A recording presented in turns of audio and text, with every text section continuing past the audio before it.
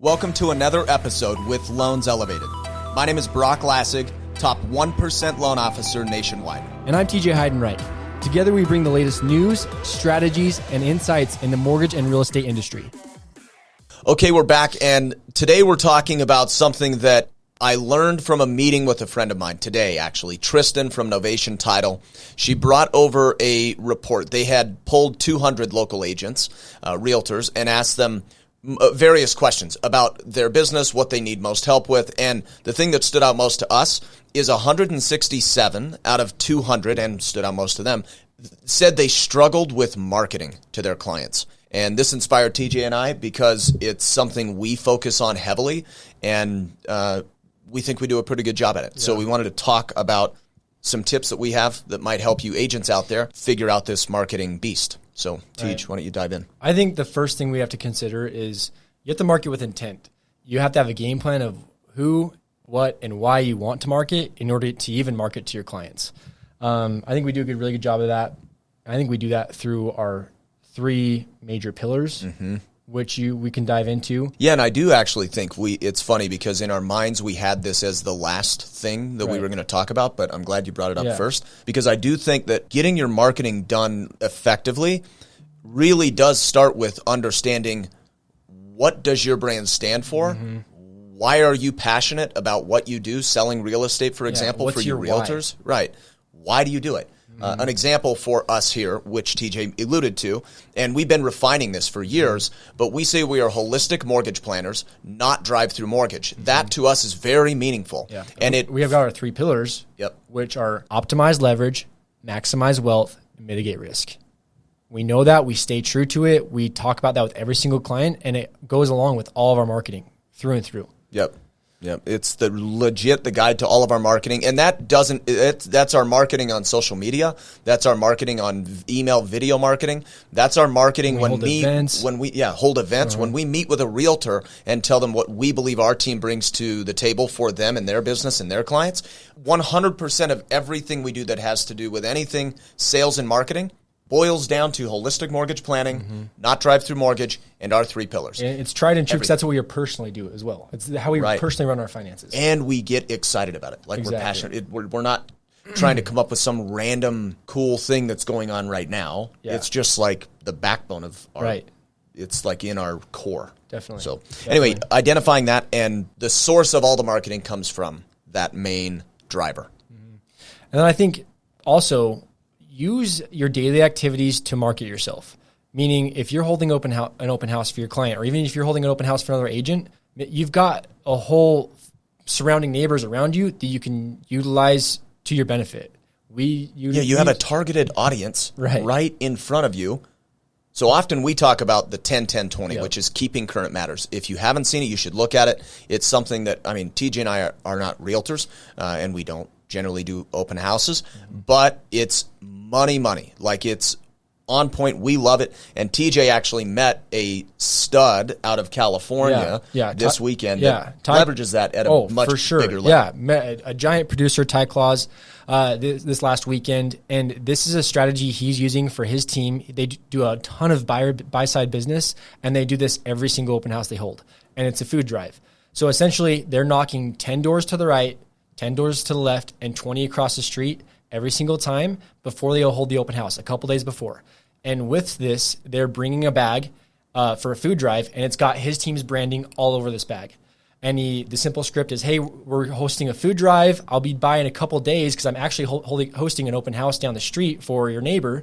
But when I'm hosting this open house, right after, I'll come pick up this bag, and I'm donating it to the shelter down the street. And then from there, he's also getting their information.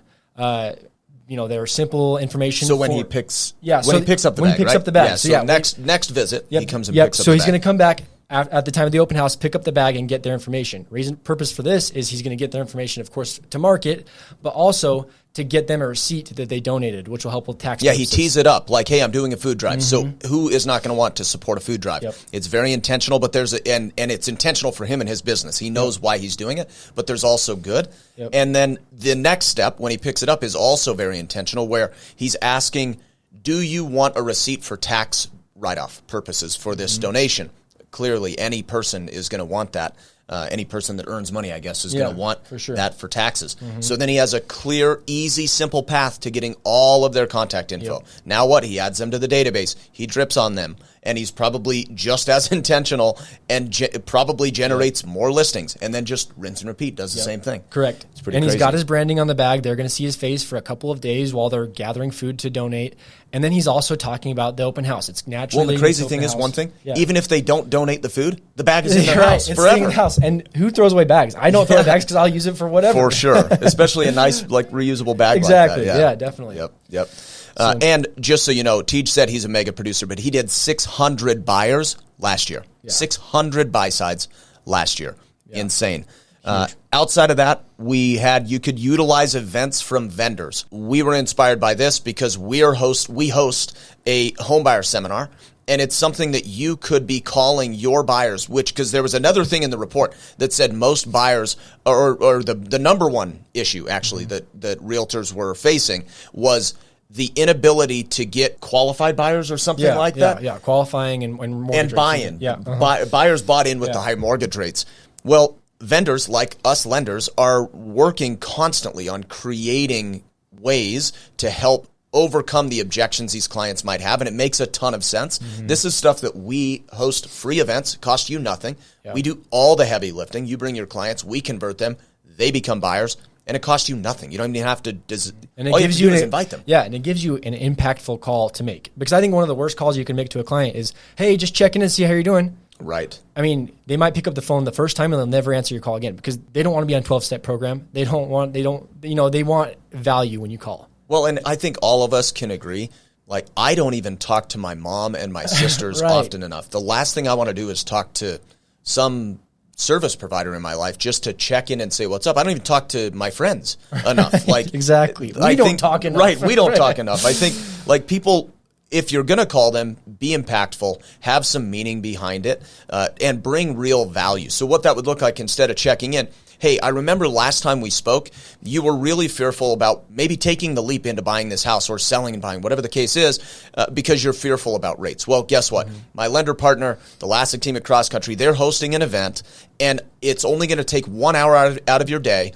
There's no cost to it, and you can go learn some information and strategies that may empower you to move forward, and you might uncover some details on how these high rates don't actually make things much more expensive, because there are things like tax benefits and there's a lot of things. We just need to get the client engaged. But if they know that you're listening to them, which was another point we were talking about, if they know that you're listening. The key thing you said when you started off is you said the last time we spoke and you remembered.